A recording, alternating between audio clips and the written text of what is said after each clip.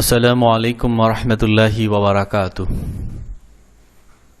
নোয়াখালী সরকারি কলেজের মানবিক বিভাগের প্রিয় শিক্ষার্থীরা, আশা রাখি তোমরা যে যেখান থেকে আজকের এই অনলাইন ক্লাস দেখছো সবাই ভালো আছো, সুস্থ আছো। প্রিয় শিক্ষার্থীরা, আজকের ইসলাম শিক্ষা প্রথম পত্রের অনলাইন ক্লাসে তোমাদের সকলকে স্বাগত জানাচ্ছি। আজকের অনলাইন ক্লাস উপস্থাপনায় আছি আমি মোহাম্মদ মাহবুবুল আলম, প্রভাষক, ইসলামিক স্টাডিজ বিভাগ, নোয়াখালী সরকারি কলেজ, নোয়াখালী। প্রিয় শিক্ষার্থীরা, আজ আমরা অধ্যায় 1-এর পাঠ 18-তে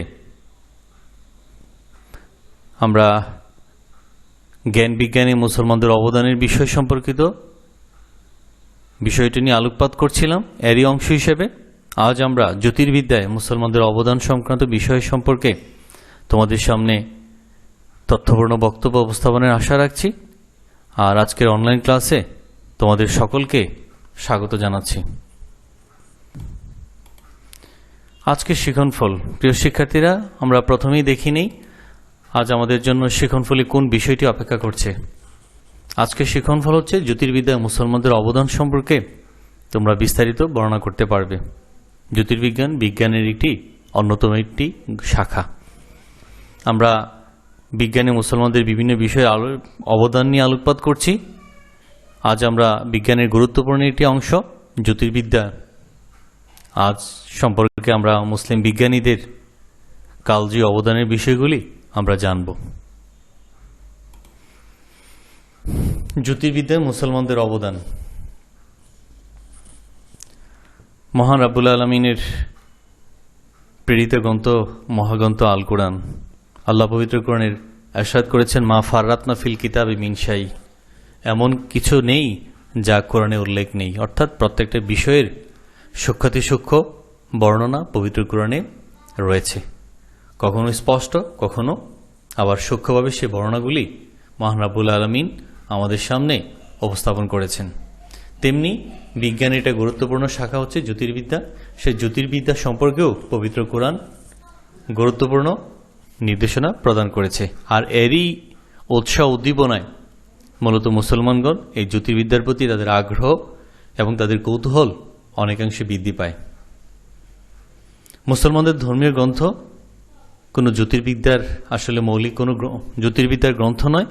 মূলত মহান আল্লাহ তাআলার সার্বভৌমত্ব, তার সৃষ্টির কলাকৌশল এবং অত্যাচার্য যে নিয়ন্ত্রণ ক্ষমতা এবং শৃঙ্খলা, মূলত এই প্রাসঙ্গিক বিষয়গুলি পবিত্র কোরআনের বিভিন্ন আয়াতে মহান রাব্বুল আলামিন বিশ্লেষণ করেছেন। আর সেখানে জ্যোতির্বিদ্যা সম্পর্কিত আলোচনাও সেখানে স্থান পেয়েছে। কোরআনের অনেক আয়াত আছে যেখানে আল্লাহ তার সৃষ্টির বিস্ময়কর সৃষ্টি সম্পর্কে আলোচনা করে মানুষকে তার দৃষ্টি আকর্ষণ করেছেন।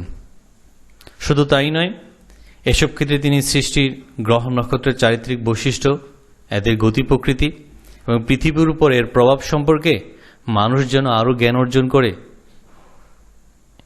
পৃথিবীর উপর এইসব গ্রহ নক্ষত্রের প্রভাব সম্পর্কে জানতে পারে। মূলত এই নতুন নতুন জ্ঞান দ্বারা যেন নতুন নতুন বিষয়কে তাদের সামনে উপস্থাপন করতে পারে এবং এই বিষয়গুলি তারা জ্ঞানের মাধ্যমে যেন জয় করতে পারে। মূলত এই কারণেই মহান রাব্বুল আলামিন পবিত্র কোরআনের বিভিন্ন সূরাতে, বিভিন্ন আয়াতে জ্যোতির্বিজ্ঞান সম্পর্কিত বিষয় নিয়ে তিনি আলোকপাত করেছেন।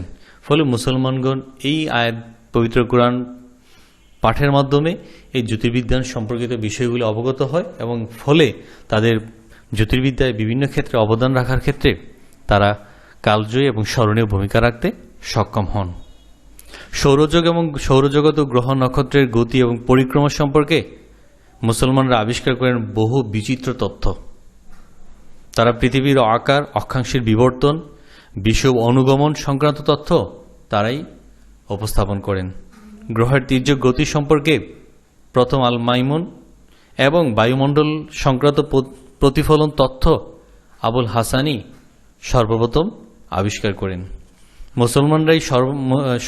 মুসলমানরা ইউরোপে মানমন্দির প্রতিষ্ঠা করেন তথা ওয়াচ টাওয়ার, যেখানে মুসলমানরা গ্রহ নক্ষত্রের গতি প্রকৃতি দেখার জন্য যেখানে তারা সমবেত হতেন বা যেই যন্ত্রের মাধ্যমে মুসলমানরা গ্রহ নক্ষত্রের উপস্থিতি এবং তার গতিবিধি সম্পর্কে গবেষণা করতেন, সেটাই হচ্ছে মানমন্দির। তো তো সেখানে তারা মানমন্দির প্রতিষ্ঠা করেন এবং তারা দূরবীক্ষণ, দিক নির্ণয় যন্ত্রসহ ধোলক ও অন্যান্য যন্ত্রপাতি আবিষ্কার করে জ্যোতির্বিজ্ঞানকে মূলত উন্নতির শিখরে পৌঁছাতে তারা সমর্থ হয়েছেন। আর এই কথাটাই আমরা দেখতে পাই the intellectual development in Europe গ্রন্থের লেখক J.W. ড্রেপার বলেন, আরবগণ নবমণ্ডলে যে অম্লান হস্তচাপ রেখে গেছেন তা ভূমণ্ডলের নক্ষত্র সম্বন্ধীয় জ্ঞান আহরণকালে যে কোনো অনিসন্দিচ্ছ উপলব্ধি করতে সক্ষম। তো সুতরাং মুসলমানরা বিজ্ঞানের প্রতিটি ক্ষেত্রেই তাদের উজ্জ্বল এবং প্রদীপ্ত পদচারণায় তারা তাদের স্বাক্ষর রেখেছেন, তেমনি বিজ্ঞানের গুরুত্বপূর্ণ একটি শাখা জ্যোতির্বিজ্ঞানও তাদের অবদান কালজয়ী।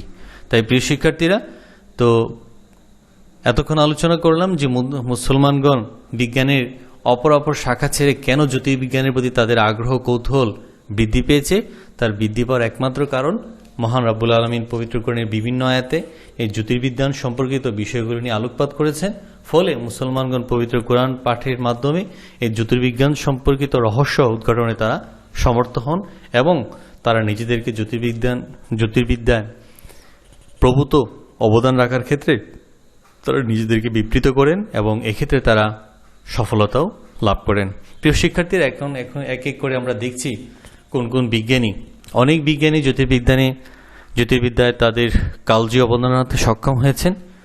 তো ক্লাসের সংক্ষিপ্ততার কারণে আমরা মূলত প্রিয় শিক্ষার্থীরা গুরুত্বপূর্ণ মুসলিম প্রথিতযশা সেই সব বিজ্ঞানীদের নামই এখানে আলোকপাত করব যারা জ্যোতির্বিদ্যায় প্রভূত কল্যাণ সাধন করেছেন এবং জ্যোতির্বিদ্যায় তারা অনবদ্য অবদান রাখতে সক্ষম হয়েছেন। প্রথমে আমরা দেখি প্রিয় শিক্ষার্থীরা আল ফাজারি। তিনি গণিত শাস্ত্র যেমন পণ্ডিত ছিলেন, তেমনি জ্যোতির্বিদ্যাও তিনি একজন বিদগ্ধ বিজ্ঞানী। এরপর আমরা দেখছি আল নিহাওয়ান্দি। এরপর আমরা দেখছি মোহাম্মদ ইবনে মুসা আল খারিজমি। প্রিয় শিক্ষার্থীরা, আল খারিজমিকে আমরা দেখেছি যে তিনি গণিতের একজন কালজয়ী বিজ্ঞানী এবং গণিতের জনক হিসেবেও তাকে আখ্যায়িত করা হয়, তেমনি জ্যোতির্বিদ্যাও তার অবদান হচ্ছে অসামান্য। এরপর আমরা দেখছি মোহাম্মদ জাবির আল বাত্তানি। এরপরে দেখছি মোহাম্মদ ইবনে আহমদ আল বিরুনি, তিনিও গণিতবিদ ছিলেন, তিনি জ্যোতির্বিদ্যাও তিনি অসামান্য অবদান রাখতে সমর্থ হন। এরপর আমরা আরও অনেক বিজ্ঞানীদের দেখতে পাই যারা জ্যোতির্বিদ্যায় অবদান রাখতে সমর্থ হয়েছিলেন। তার মধ্যে ছিলেন নাসিরউদ্দিন তুসি, ইবনে তুফাইল, উলুগ বেহেক সহ আরও অপর ব্যক্তিত্ব জ্যোতির্বিদ্যায় কালজয়ী অবদান রেখে প্রতিটি মুসলিম মেধা ও মননে আজও স্মরণীয় বরণীয় হয়ে আছেন। তো প্রিয় শিক্ষার্থীরা, আমরা এক এক করে একসব জ্যোতির্বিজ্ঞানীদের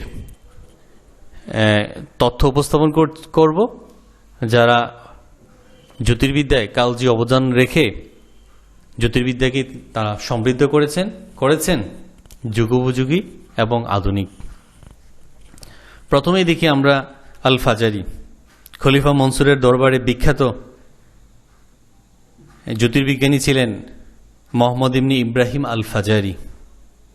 তিনি এই বিষয়ে বহু গ্রন্থ রচনা সহ বেশ কিছু দরকারি যন্ত্রপাতিও তিনি আবিষ্কার করেন, যার মাধ্যমে গ্রহ, নক্ষত্র এবং কক্ষপথের অবস্থান সম্পর্কিত বিষয়গুলি সহজেই জানার একটা উপকরণ তৈরি হয়েছে। তো এরপর আমরা দেখছি প্রিয় শিক্ষার্থীরা আমাদের অবদানের ক্ষেত্রে আল নিহাওয়ান্দি। তিনি প্রথম যুগে একজন বিখ্যাত জ্যোতির্বিদ ছিলেন। তিনি স্বীয় গবেষণা সিক্ত মুস্তামাল নামক নির্ঘণ্ট প্রণয়ন করেন জ্যোতির্বিদ্যায়, যা গ্রিক এবং হিন্দু উভয়ে জ্যোতির্বিদ্যার দিশারি হিসেবে তিনি সম্মানপ্রাপ্ত হয়েছেন। প্রিয় শিক্ষার্থীরা, আমরা জ্যোতির্বিদ্যায় মুসলমানদের অবদান সম্পর্কিত বিষয়ে আলোকপাত করছি। এর মধ্যে আমরা দেখছি হাওয়ান্দি, তিনি একজন প্রথিতযশা বিজ্ঞানী ছিলেন প্রথম দিকের। তিনি তার স্বীয় গবেষণা সিক্ত মুস্তামাল নামক একটা নির্ঘণ্ট তিনি প্রণয়ন করেন, যা গ্রিক এবং হিন্দু উভয় জ্যোতির্বিদ্যার দিশারি হিসেবে তিনি সম্মানপ্রাপ্ত হয়েছেন। এরপর আমরা দেখছি জ্যোতির্বিদ্যা মুসলমানদের অবদানের যে বিষয়, সেটা হচ্ছে মোহাম্মদ ইবনে মুসা আল খারিজমি। তিনি একজন বহু প্রতিভার অধিকারী একজন মুসলিম বিজ্ঞানী। বিজ্ঞানের প্রতিটি ক্ষেত্রেই তার দীপ্ত পদচারণা যেমনি মুসলমান জাতি হিসেবে জাতিকে তিনি গৌরবান্বিত করেছেন, তেমনি বিজ্ঞান চর্চায় মুসলমানকে তিনি সম্মানের শীর্ষ আসনে তিনি সমাসীন করতে সক্ষম হয়েছেন। আর তার কারণে মূলত বিজ্ঞানের বিভিন্ন শাখা উৎকর্ষ অভিজ্ঞতা লাভ করতে মুসলমান জাতি সক্ষম হয়েছে। তো প্রিয় শিক্ষার্থীরা, আমরা সেই প্রথিতযশা জ্যোতির্বিজ্ঞানী মোহাম্মদ ইবনে মুসা আল খারুজমির অবদান আলোচনা করছি। গণিতবিদ হিসেবে তিনি যেমন সুখ্যাতি তার ছিল, তেমনি আল খারুজমি জ্যোতির্বিজ্ঞানেও অসামান্য অবদান রাখতে তিনি সমর্থ হন। তিনি চন্দ্র, সূর্য এবং তথাকার আমলে জানা 5টি গ্রহের গতিবিধির চমৎকার তথ্যচক তিনি উপস্থাপন করেন। এছাড়া চন্দ্র এবং সূর্যগ্রহণ, সূর্যের উত্তরায়ণ, দক্ষিণায়ন, ঋতু পরিবর্তন প্রভৃতি হিসাব সম্বলিত ছকও তিনি আকর্ষণীয়ভাবে উপস্থাপন করেন। এরপর আমরা দেখছি আল খারুজমি আবহাওয়ার শ্রেণীভিত্তিতে 6 ভাগের যে ভৌগোলিক শ্রেণীবিন্যাস করেছেন, তা প্রথম ভাগে আছে বিভিন্ন শহর নগর। তিনি আবহাওয়ার ভিত্তিতে তিনি ভৌগোলিক শ্রেণীবিন্যাস করেছেন 6 ভাগে, যার প্রথম ভাগে আছে শহর এবং নগরায়ন, নগরের অবস্থান। দ্বিতীয় ভাগে তিনি রেখেছেন পর্বতসমূহ। তৃতীয় ভাগে রয়েছে তার সাগর মহাসাগর। চতুর্থ ভাগে রয়েছে দ্বীপসমূহ। পঞ্চম ভাগে বিভিন্ন ভৌগোলিক এলাকার কেন্দ্রীয় অঞ্চলসমূহ এবং ষষ্ঠ ভাগে রয়েছে নদ নদীসমূহের বিস্তারিত বিবরণ। এছাড়া তিনি অ্যাস্ট্রোলব বা গ্রহ নক্ষত্রের অবস্থান মাপার যে যন্ত্র, উপর 2টি গ্রন্থে তিনি সন্ধান পাওয়া যায়। এসব যন্ত্রের ব্যবহারের বিধি সম্পর্কেও তিনি গ্রন্থ রচনা করেন। আর সে গ্রন্থটা হচ্ছে কিতাবুল আমল বিল অ্যাস্ট্রোলব। মূলত গ্রহ নক্ষত্রের গতিবিধি মাপার যন্ত্র যে অ্যাস্ট্রোলব, সেই অ্যাস্ট্রোলবের বিধিবিধান সম্পর্কিত, নিয়মনীতি সম্পর্কিত গ্রন্থই মূলত কিতাবুল আমল বিল অ্যাস্ট্রোলব। হিব্রু পঞ্জিকার উপর তার লিখিত সেই গ্রন্থ ইস্তেখরাজ তারিকুল ইয়াহুদ নামক গ্রন্থটিও মূলত জ্যোতির্বিদ্যার কালজয়ী এবং স্মরণীয় গ্রন্থ। এছাড়াও তিনি সূর্যগড়ির উপরও গ্রন্থ রচনা করে অমর হয়ে আছেন। প্রিয় শিক্ষার্থীরা, আমরা জ্যোতির্বিদ্যায় মুসলমানদের অবদান সম্পর্কিত বিষয়গুলি নিয়ে আলোকপাত করছি। এরই অংশ হিসাবে জ্যোতির্বিদ্যায় কালজয়ী বিজ্ঞানী আল খারুজমির অবদান আলোচনা করছি। তিনি মূলত একজন প্রথিতযশা বিজ্ঞানী ছিলেন। তিনি বিজ্ঞানের প্রতিটি ক্ষেত্রেই তার দীপ্ত পদচারণা বিজ্ঞানকে করেছে গৌরবান্বিত, করেছে মুসলমানকে করেছেন তিনি সম্মানিত।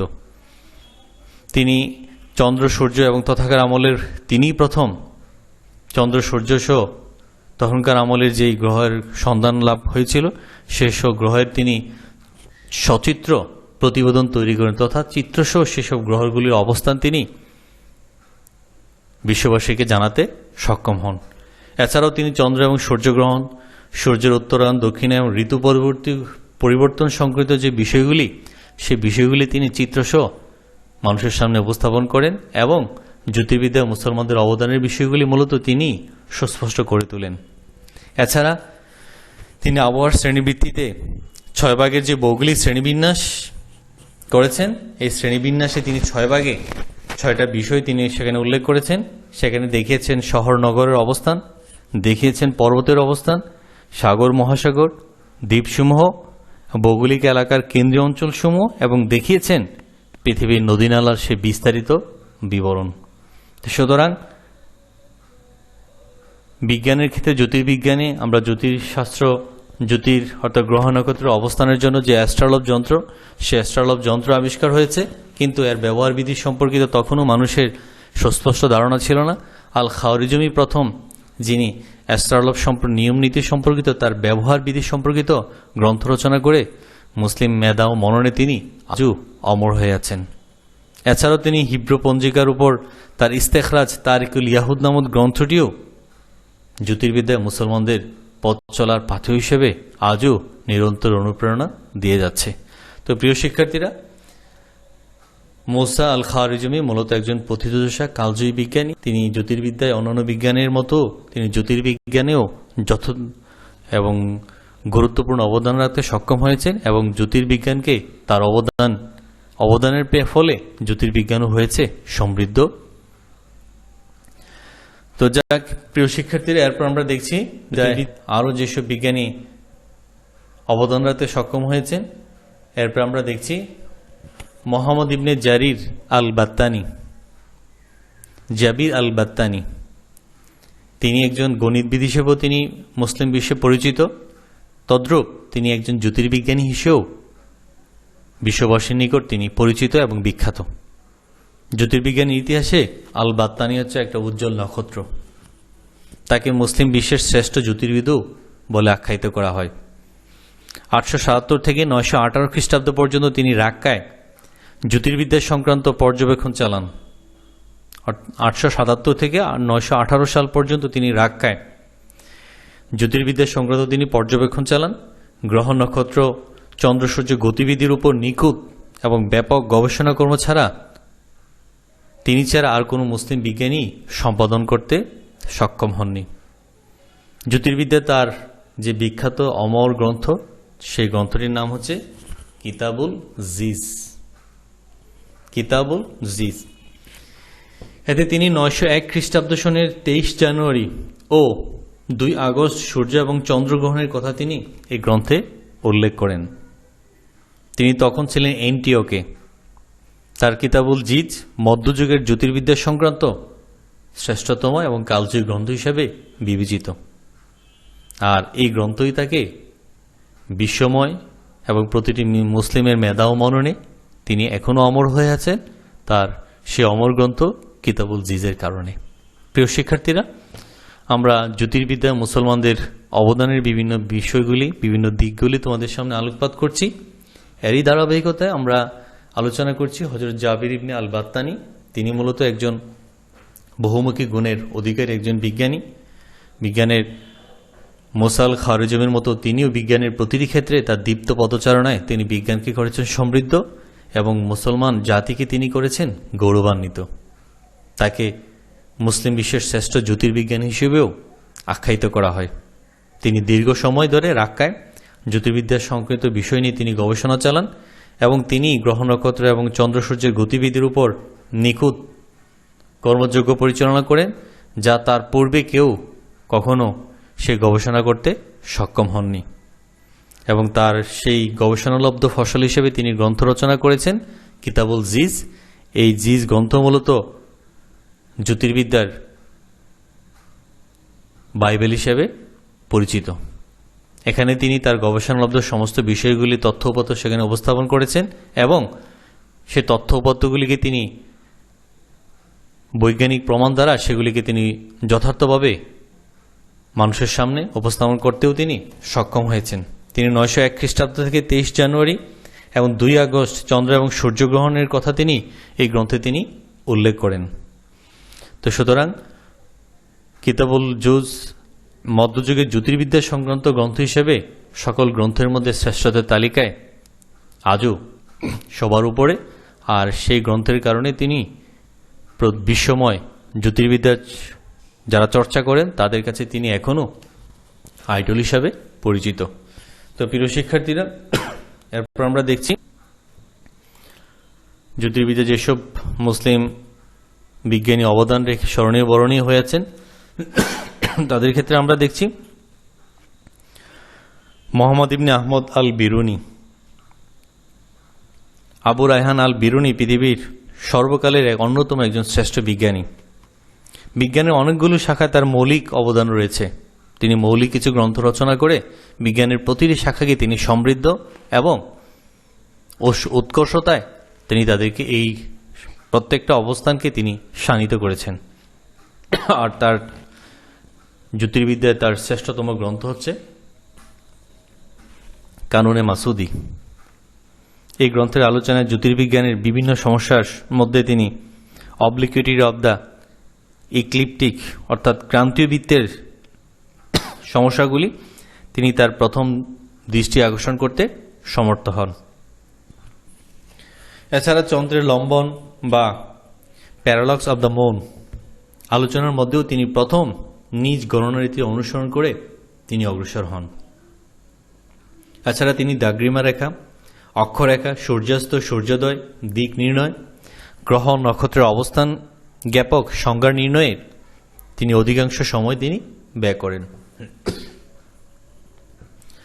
এছাড়া স্থানাঙ্কের যে কোনো দুটি বিষয় জানতে পারলে অন্যগুলি নির্ধারণ করার যে ফর্মুলা তিনি উপস্থাপন করেন, মূলত তার প্রথম আবিষ্কারের কারণেই আল বেরুনির নিজের। তার এই আবিষ্কার জ্যোতির্বিজ্ঞানকে মূলত এক মহা আলোর পথের সন্ধানের পৌঁছে দিয়েছে। তার পরবর্তী সকল বিজ্ঞানী মূলত এই সূত্রের ডালাও ব্যবহার করেছেন। বিখ্যাত উলুগ বেগ তার ভাষা এবং ভাববিন্যাস হুবহু অনুকরণ করতেও তিনি দ্বিধাবোধ করেননি। তো প্রিয় শিক্ষার্থীরা, আমরা জ্যোতির্বিদ্যায় মুসলমানদের অবদানের বিষয়গুলি নিয়ে আলোচনা করছি, বিভিন্ন দিক, আর এরই ধারাবাহিকতা আমরা আলোচনা করছি মোহাম্মদ ইবনে আহমদ আল বিরুনি। তার জন্ম 973 সালে আর তার ইন্তিকাল হচ্ছে 1048। তিনি আল বিরুনিকে সর্বকালের সর্বশ্রেষ্ঠ বিজ্ঞানী হিসেবে আখ্যায়িত করা হয়। বিজ্ঞানের অনেক শাখায় তিনি মৌলিক কিছু গ্রন্থ রচনা করে প্রত্যেকটা শাখায় তিনি আলোক উজ্জ্বল অবদান রাখতে সমর্থ হন। তার জ্যোতির্বিদ্যায় তার কালজয়ী সে গ্রন্থ, সে গ্রন্থের নাম হচ্ছে কানুনে মাসুদি। এই গ্রন্থের আলোচনায় তিনি জ্যোতির্বিজ্ঞানের বিভিন্ন সমস্যার সেখানে উপস্থাপন করেছেন এবং উপস্থাপনের সাথে সাথে সেই জ্যোতির্বিদ্যা সম্পর্কিত সেই বিষয়গুলির তিনি ব্যাখ্যা বিশ্লেষণ তথা সেই সমাধানও তিনি তার বিখ্যাত গ্রন্থ কানুনে মাসুদিতে উল্লেখ করেছেন। এছাড়া তিনি চন্দ্রের লম্বন বা প্যারালক্স অব দ্য মুন সম্পর্কিত আলোচনার মধ্যে তিনি প্রথম গণনা রীতি অনুসরণ করে তিনি অগ্রসর হয়েছেন। এছাড়া দাগ্রিমা রেখা, অক্ষরেখা, সূর্যাস্ত, সূর্যোদয়, দিক নির্ণয় এবং গ্রহ নক্ষত্রাদির অবস্থান সম্পর্কিত যে সংজ্ঞা, সে সংজ্ঞাও তিনি অধিকাংশ সময় এই সংজ্ঞাগুলির যথার্থ এবং বিশ্লেষণমূলক বর্ণনা উপস্থাপন করতে তিনি তার জীবনের অধিকাংশ সময়কে এক্ষেত্রে তিনি ব্যয় করেন এবং এক্ষেত্রে যথার্থ এবং তাৎপর্যপূর্ণ সংজ্ঞা উপস্থাপন করতে তিনি সমর্থ হন। আর স্থানাঙ্কের যে কোনো দুইটি সংখ্যা বিষয় জানতে পারলে অন্যগুলি নির্ধারণ করার যে ফর্মুলা তিনি মানুষের সামনে উপস্থাপন করেছেন, মূলত তার আবিষ্কারের কারণেই জ্যোতির্বিদ্যায় অপর মুসলিমদের তথা অপর বিজ্ঞানীদের অবদান রাখতে অনেক ক্ষেত্রে সহজ হয়েছে এবং সহজেই তারা বিভিন্ন জ্যোতির্বিদ্যার বিভিন্ন সূত্রগুলি তারা লাভ করেছেন। ফলে জ্যোতির্বিদ্যায় তাদের অবদান রাখাটাও আল বেরুনির বিভিন্ন তথ্যের উপরই মূলত জোর দিতে হয়েছে। আর তার কারণেই মূলত জ্যোতির্বিজ্ঞান এক আলোকের মহা আলোকের পথে সন্ধান লাভ করতে সমর্থ হয়েছে। তাই তো আমরা দেখি বিখ্যাত উলুগ বেগ তার ভাষা এবং ভাববিন্যাস হুবহু তিনি আল বেরুনি থেকে নকল করেছেন। তো প্রিয় শিক্ষার্থীরা, আমরা আরও দেখছি যে মুসলিম জ্যোতির্বিদ্যায় মুসলমানদের গুরুত্বপূর্ণ কয়েকজনের নাম আমি এখানে তোমাদের সামনে তাদের কর্মগুলি এখানে উপস্থাপন করছি। আরও কিছু বিজ্ঞানী আছেন তারাও জ্যোতির্বিজ্ঞানে অসামান্য অবদান রেখে প্রতিটি মুসলিম হৃদয়ে তারা এখনও ঠাঁই করে আছেন। তাদের মধ্যে আমরা যদি বলি, মঙ্গোলীয় যুগে নাসিরউদ্দিন তুসি বিজ্ঞানী ছিলেন। মুসলিম বিশ্বে জ্যোতির্বিজ্ঞান হিসেবে যারা অবদান রেখেছেন তার মধ্যে আরও আমরা উল্লেখ করতে পারি কুতুবউদ্দিন সিরাজি, আল হাসিব, বলখি, নাইরিজা, শাহুল কুহি, আব্দুর রহমান সুফি, ইবনে হাতি, খাজিনী, ইবনে তুফাইল, গিয়াসউদ্দিন জামশেদ, উলুগ বেগ এবং কাদি জাদা রুমি এবং আবুল হাসান প্রমুখ ব্যক্তিত্ব জ্যোতির্বিদ্যায় কালজয়ী অবদান রেখে জ্যোতির্বিজ্ঞানকে করেছেন সমৃদ্ধ এবং বিশ্বময় মুসলিমদের মেধা ও মননে এসব বিজ্ঞানী এখনও অমর হয়ে আছেন। আর তাদের দেখানো পথেই মূলত আজকের জ্যোতির্বিজ্ঞান এত উৎকর্ষ লাভ করেছে, এত অভিকর্ষতা লাভ করতে সমর্থ হয়েছে। প্রিয় শিক্ষার্থীরা, তোমরা নিশ্চয়ই জানো কিছুদিন আগে মার্কিন মহাকাশ গবেষণা সংস্থা নাসা রোভার পার্সিভিয়ারেন্স মহাকাশে মঙ্গল গ্রহে পাঠিয়েছে। মূলত এই সমস্ত বা প্রতিনিয়ত যেসব বৈজ্ঞানিক আমরা উন্নতি বা উৎকর্ষতা দেখছি, এগুলি মূলত মুসলিম বিজ্ঞানীদের দীপ্ত পদচারণায় যেসব ক্ষেত্রগুলো উর্বর হয়েছে মূলত তাদেরই গবেষণালব্ধ ফসলই আজ আমরা দেখছি, কিন্তু সেটা দেখছি অন্য চোখে। তথা এসব ক্ষেত্রে অবদান রেখেছিলেন মুসলিমগণ। পরবর্তীতে মুসলিমগণ তাদের সেই অবদান, তাদের সেই কালজয়ী অবদান থেকে তারা যখন সরে আসছে, মূলত সেই অবদানগুলি এখন বিভিন্ন নামে, বিভিন্ন পরিচয়ে সে অবদানগুলি এখন আমরা বৈজ্ঞানিক বিভিন্ন ক্ষেত্রে দেখতে পাচ্ছি। তারপরেও আমাদের গর্বের বিষয় হচ্ছে এই মুসলমানরাই পবিত্র কোরআনের অধ্যয়ন, অনুশীলন এবং তার জীবনের প্রতিটি ক্ষেত্রে প্রয়োগের মাধ্যমে মূলত বিজ্ঞানের প্রতিটি শাখায় দীপ্ত পদচারণায় তারা মুখরিত করে গেছেন। আজও যদি আমরা সেই মুসলমানদের সেই ইতিহাস, গৌরবগাথা ইতিহাসগুলি দেখি, তাহলে সেখানে আমরা দেখতে পাবো যে মুসলমানদের গৌরবগাথার ইতিহাসের পেছনে রয়েছে পবিত্র কোরআন। আর কোরআনের উদ্দীপ্ত অনুপ্রেরণায় মূলত মুসলমানগণ এই জ্যোতির্বিদ্যায় অসামান্য অবদান রাখতে সমর্থ হয়েছেন, যার ফল এখন আমরা ভোগ করছি বিজ্ঞানের বিভিন্ন শাখায় এবং বিভিন্ন আবিষ্কারের মাধ্যমে। আল্লাহ পবিত্র কোরআনের সেই জ্যোতির্বিজ্ঞান সম্পর্কিত বিভিন্ন আয়াত বলেছেন।